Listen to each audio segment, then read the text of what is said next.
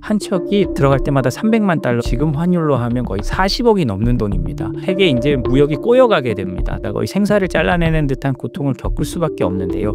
그럼에도 불구하고 트럼프 대통령은 한번 밀어붙여 볼 겁니다. 중국의 해운업을 향한 미국의 공격은 계속될 수밖에 없다라고 봐야 될 것 같습니다. 어떤 시기든 불이익을 주는 거를 밀어붙일 거라고 저는 생각을 합니다.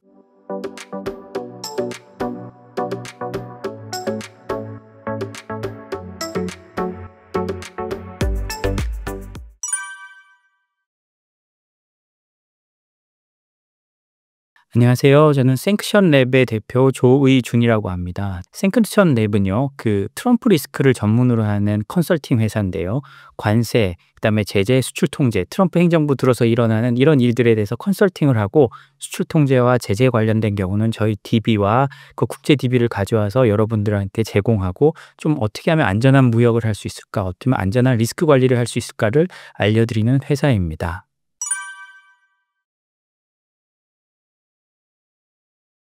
이게 컨테이너 선이요. 지금 사실상 중국이 거의 생산량의 거의 80%를 차지하고 있거든요. 그럼 여러 선박들이 있지만 컨테이너 선은 꽤 엄청 고부가가치 선박은 아닙니다. 그러다 보니까 중국이 시장을 장악하고 있는데요. 컨테이너 선의 약 83%가 중국 배라고 합니다. 그렇게 되면요, 80%의 배가 미국 항구에 들어가지 못하게 되는 상황이 생기잖아요. 그리고 각 언론 기사마다 좀 다른데요. USTR 같은 경우는 한 척당 150만 달러, 또 로이터 같은 경우는 그게 아니라 피트당으로 계산해 보면 한 척당 적어도 300만 달러의 추가 비용이 들어간다라고 하는데요. 한 척이 들어갈 때마다 300만 달러를 예를 들어 낸다고 하면요, 지금 환율로 하면 거의 40억이 넘는 돈입니다. 당연히 어마어마한 물류비가 들 수밖에 없죠. 그러다 보면 기업들은 물류 행로를 바꿀 수밖에 없는 거고요. 그렇게 되면 세계 이제 무역이 꼬여가게 됩니다. 또 이로 인해서 또 해운 물류 업계에 또 합종연합이 또 일어나게 된다고 하거든요. 이 연쇄 파급 효과가 어마어마하게 크기 때문에 실제로 이게 어떻게 될지는 장담은 못하지만, 미국 싱크탱크들이 하는 걸 보면 국제적인 교역량 감소는 불가피하다라고 말을 합니다. 그리고 이렇게 할 경우에 이론적으로는요, 미국은 최대한 520억 달러라고 하는데요. 500억 달러를 잡으면 한 70조 원 정도 되는 수입을 거두게 됩니다. 그렇지만 물류 감소로 인해서 GDP 감소나 이런 걸 계산해 보면요, 훨씬 크다는 거거든요. 그렇기 때문에 이제 이게 치명적인 타격을 줄 수 있다, 이렇게 분석하고 있는 것 같습니다.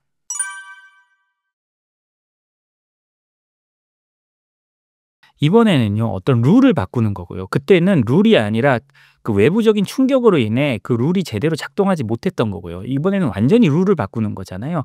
이건 좀 더 다른 문제라고 생각을 합니다. 미국이 인위적으로 세계 물류의 룰을 바꾸는 건데요. 여기서 또 다른 좀 큰 문제가, 아까 말씀드렸듯이 컨테이너선 약 80%가 중국에서 만들거나 그 어떤 중국의 영향력 아래에 있다고 하면 세계 물류의 모든 정보가 중국이 가져간다고 할 수 있습니다. 실제로 중국이 운영하는 그 데이터베이스에 전 세계 그 물동량의 한 50% 정도가 모인다고 하거든요. 미국은 그런 것도 굉장히 부담스러운 겁니다. 무엇이 어디로 가고 어떻게 가는지를 중국이 가운데서 정보를 가로채가고 있는 거거든요. 미국의 힘이 어디 있습니까? 세상의 정보를 빅테크를 통해서 그 수문장 역할을 하고, 그다음에 그 미국의 큰 금융기관, 그리고 세상을 달러로 지배하면서 그 안에서 정보를 또 가지고 달러를 가지고 세상을 컨트롤하는 게 미국인데, 그렇지만 패권국은 무조건 바다를 점령해야 패권국이 되는 겁니다. 그런데 중국이 거기에 있어서 대부분의 물류 정보를 중국이 쌓아가고 있으니까요, 미국 입장에서는 상당히 부담스러울 수밖에 없습니다. 이런 점이 그 트럼프 대통령, 그리고 그다음에 미국이, 그러면 사실 트럼프 대통령은 굉장히 과격하게 하는 면이 있습니다. 이게 실제로 그렇게 부과될지 안 부과될지는 봐야 되고요. 지금 트럼프 대통령이 한 행정명령도 이런 불공정 행위가 있는지를 살펴봐라라는 정도에서 일단은 서명을 해놨기 때문에요. 이런 식으로 할지 안 할지는 봐야 하지만 미국의 입장은 명확합니다. 중국을 바다에서도 견제해야 된다. 이 모든 데이터가 중국에 가게 해서는 안 되고 중국의 배가 전 세계를 점령하도록 둬서는 안 된다라는 게 미국의 명확한 의도입니다.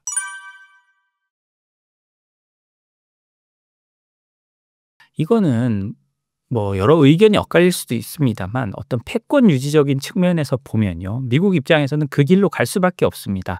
사실 이와 비슷한 조치를 미국 민주당 의원들이 바이든 행정부 때 좀 요구한 적도 있다고 합니다. 찾아보니까 그렇던데요. 실제로요, 미국의 여야 의원 63명, 민주당 의원이 포함해서요, 이 이 의원들이 과거에 USTR에 서한을 보내서요. "중국의 해운 지배가 도저히 용납할 수 없는 수준이다." 라면서 USTR에 강력한 대책을 마련하라고 요구를 한 겁니다. 그런데 인제 트럼프 대통령이 와서 진짜로 강력한 걸 들고 온 거예요. 세계 질서가 그냥 뭐 무너져 내릴 만큼 강력한 걸 들고 오니까 '이 정도는 아니지 않느냐.'라는 정도의 미국의 의견이 안에서 있는 거지, 실질적으로 '중국의 해운업 지배를 이대로 두면 안 된다.'라는 것은 여야의 문제도 아니고 미국 자체적인 문제 인식이라고 할 수 있습니다. 이거는 크게 바뀌지 않을 거고요. 다만 그 미국 소매업 연맹 이런 이게 이권 단체나 인제 뭐 기업들의 조직에서는 이러면 물가가 너무 올라가고 힘들어진다."라고 반대를 하는데요. 그렇지만 그 외에 뭐 예를 들자면 뭐 철강 업계나 이런 데서는 여기 또 크게 반대를 하고 있지 않습니다. 그래서 이런 거는 인제 그런 반대의 목소리는 어떤 이권이나 어떤 그 이익 단체들의 목소리가 큰 거고요. 어떤 식으로든지 중국 해운 업계의 바다 지배를 막아야 된다라는 거는 미국의 여야 모두의 공통된 생각이라고 보면 될 것 같습니다.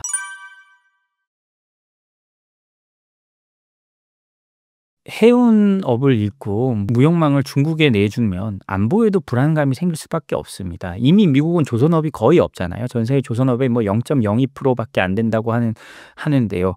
이미 조선업이 거의 없는 상황에서 이 물류 데이터나 해운까지 넘겨주면 그건 어떻게 생각하면 안보에 치명적입니다. 미국은 태평양부터 전 세계 바다를 항공모함이 다니면서 패권을 유지하는 나라인데 거기에 일단 물류가 갈 수 없는 상황이 생기는 거잖아요.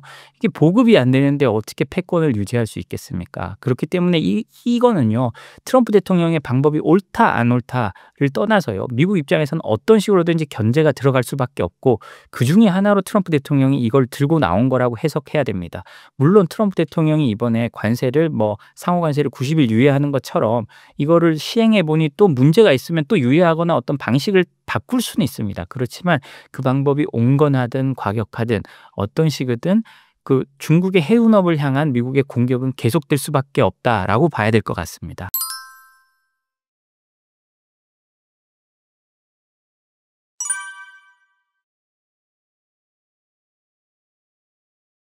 그렇게 자충수를 둘 수도 있습니다. 그런데요. 트럼프 대통령이 늘 말하는 게 있잖아요. "지금은 좀 고통스럽지만 지나면 건강한 경제가 될 거다."라고 트럼프 대통령이 관세에 대해서 문제 말할 때도 늘 그렇게 말을 해 왔잖아요. 트럼프 대통령은 아마도 이 문제에 대해서도 그렇게 생각을 할 겁니다. 당장 고통스러울 수밖에 없습니다. 중국이 거의 점령하고 있는 해운 물류 업계에 그리고 컨테이너 선을 어느 날 갑자기 미국에서 떠나보내라고 하면 이게 쉽게 될 수가 없습니다. 거의 생사를 잘라내는 듯한 고통을 겪을 수밖에 없는데요. 그럼에도 불구하고 트럼프 대통령은 한번 밀어붙여 볼 겁니다. 우리 상호 관세도 이번에 받듯이 트럼프 대통령은 그럼에도 불구하고 밀어붙였다가 그다음에 주식 시장이 S&P 지수로 순간적이지만 20%까지 빠지고 이런 전 세계적인 혼란이니까 자신이 유연하다고 하면서 90일 유예를 해 주잖아요. 그렇기 때문에 제 생각은 트럼프 대통령이 이대로 할지 안 할지는 모르겠지만 어떤 식이든 중국 배에 대한 불이익을 주는 거를 밀어붙일 거라고 저는 생각을 합니다.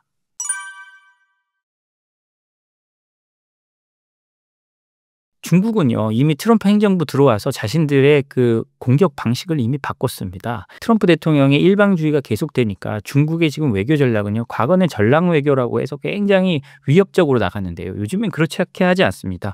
미국 대 기타 국가의 구도로 만들려고 굉장히 노력 중입니다. 최근에 한중일 그다음에 그 장관 회의가 한국에 있었잖아요. 그때 공동 대처하자 이런 식으로 한마디 그냥 외교적 수사를 나온 거 가지고도 중국 언론이 굉장히 크게 보도를 하고 전 세계적으로 선전을 많이 했는데요. 그런 것처럼 요즘에 중국의 하는 행동을 보면 과거처럼 위협적으로 하는 게 아닙니다. 미국이 유럽을 때리면요. "유럽에 가서 우리가 도와줄게. 우리랑 하자."라는 거고 하고요. "우리는 룰을 지키는 나라다."라는 걸 굉장히 강조하고 있습니다. 예를 들자면요. 최근 홍콩 같은 경우요. 홍콩이 중국의 관문 같은 곳이고 세계의 자금을 빨아들이는 곳인데요. 미국은 최근에 홍콩의 법무부 장관하고 경찰청장을 제재했습니다. 이 말은 "우리는 홍콩의 법과 제도를 인정할 수 없다."라는 건데요. 그러니까 홍콩이 하는 말이 뭐냐? "우리만큼 안정적인 제도를 가지고 있는 나라가 어디 있느냐? 투자를 해라."라고 하는데 실제로 투자가 많이 몰려왔어요. 이거는요. 어떻게 생각하면 공산당이 가진 힘이라고도 할 수 있는데요. 공산당은 정하면 그대로 밀고 갈 수가 있는 거예요. 민주주의는 각종 부작용이 있으면 고치고 거기에 따라 나가는데 중국은 일단 "야 와 우리가 이렇게 해 줄게."라고 일단 선언을 한 만큼 거기에 대해서 최대한 지키려고 하거든요. 이런 식으로 미국과 기타 국가의 구도를 만들어서요. 미국에서 이탈하려는 뭐 동맹 혹은 뭐 동맹까지는 안 가겠죠. 어쨌든 그 자유주의 민주주의 국가나 그 중간 지점에 있는 제3세계 국가들을 끌어들이려고 지금 굉장히 노력하고 있고, 실제로 콜롬비아 같은 경우나 이런 나라들은 미국의 동맹임에도 불구하고 최근 중국과 가까워지고 중국과 배로 직항로도 개설하고요. 또 칠레 같은 나라는 민주주의 국가지만 지금 최근 좌파 대통령이 되어 있는데 굉장히 미국을 비판하도록 만들고 중국하고 또 가까워지는 발언을 하고, 이런 식으로 외교적 성과를 조금씩 밟아 나가고 있는 것도 있습니다.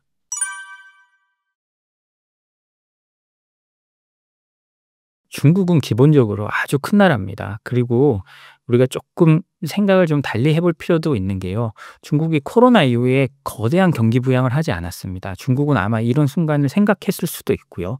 어찌 됐든 자신들이 카드를 꺼내야 될 때가 있을 텐데 그 꺼내야 될 때 크게 꺼내지, 그 중간에 뭐 찔끔찔끔 부양을 하긴 했지만 아주 대대적인 부양으로 경기를 살리려고 하지 않았거든요. 근데 트럼프 대통령 들어오고 나서 중국이 좀 제대로 된 부양책을 발표하기 시작합니다. 그리고 실제로 올 1에서 2월에요. 중국의 소매 판매가 한 4% 정도 증가해서요. 작년보다 늘었어요. 중국이 지금 더 좋을 이유가 없잖아요.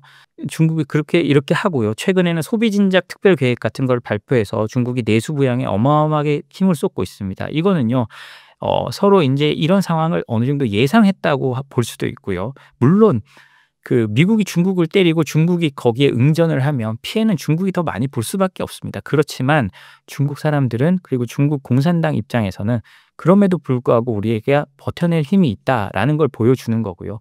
물론 우리가 러시아 우크라이나 전쟁할 때 러시아에서도 봤듯이 미국과 유럽이 온 힘을 다해 목을 조르고 제재를 했지만 지금 러시아 경기는 오히려 유럽보다도 좋다고 할 정도로 좋았습니다. 물론 이거는 전쟁 경기로 과대평가된 면이 분명히 있습니다만 실제로 그 제재를 시작할 때 처음 했을 때처럼 강력한 효과를 내지는 못했거든요. 그렇기 때문에 중국은 큰 나라고, 물론 미국만큼은 아니지만 꽤 큰 내수 시장을 가지고 있고, 미국 수출에서 미국이 차지하는 비중도 꾸준히 내려서 15%까지 내렸고, 대신 아세안이나 이런 쪽으로 늘려놨기 때문에 우리가 이제 중국이 완전히 이걸로 인해서 백기를 들 거다라고 보는 거는 좀 무리한 해석이라고 보이고요. 중국이 버티긴 버틸 텐데 어느 정도 타격을 감내하면서 버티느냐를 봐야 될 것 같습니다.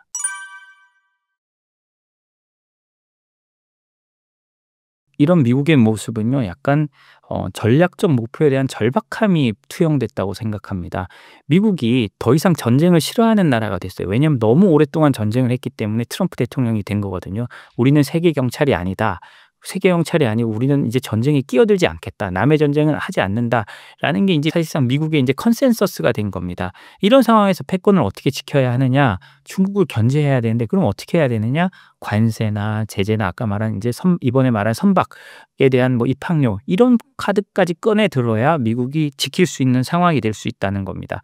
그렇지 않으면 경제 면에서도 밀리고 안보 면에서도 중국에 앞서 후퇴할 수 있는 상황이 생길 수 있다라는 절박함 때문에 생겼다고 생각을 하고요. 그리고 이런 상황이 지나고 나면 제 생각은요, 군살이 빠진 조금 더 새로운 형태의 패권국이 된다고 생각합니다. 예를 들자면요, 유럽에는 유럽의 방위비를 많이 맡겨서 유럽으로 들어가는 돈을 줄이고요. 아시아에서도 한국과 일본에게 방위비를 맡기면서 들어가는 돈을 줄입니다. 그리고 미국 내부에서는요, 비용이 좀 들고 인플레이션이 일어나더라도 미국 내의 공급망을 강화하면서 이제 좀 안정적인 미국만의 세계가 만들어지는 거잖아요. 이제 그렇기 때문에 미국은 이 상황을 잘 극복해 가지고 나간다면, 어떻게 생각하면 과거에는 미국이 좀 많이 퍼지고 재정도 방만했습니다. 2024년만 해도 뭐 통계를 보니까 1조 8천억 달러의 재정 적자를 봤다고 하거든요. 이거는 지속 가능하지 않습니다. 이런 지속 가능하지 않은 재정 적자를 줄이고 서로 이제 동맹들에게 부담을 떠밀고, 그러고 나면 자신들의 공급망을 구축하고 난다면 오히려 이거는 미국이 좀 더 자신들의 패권을 오랫동안 유지할 수 있는 상황이 되지 않을까라고 저는 생각을 합니다.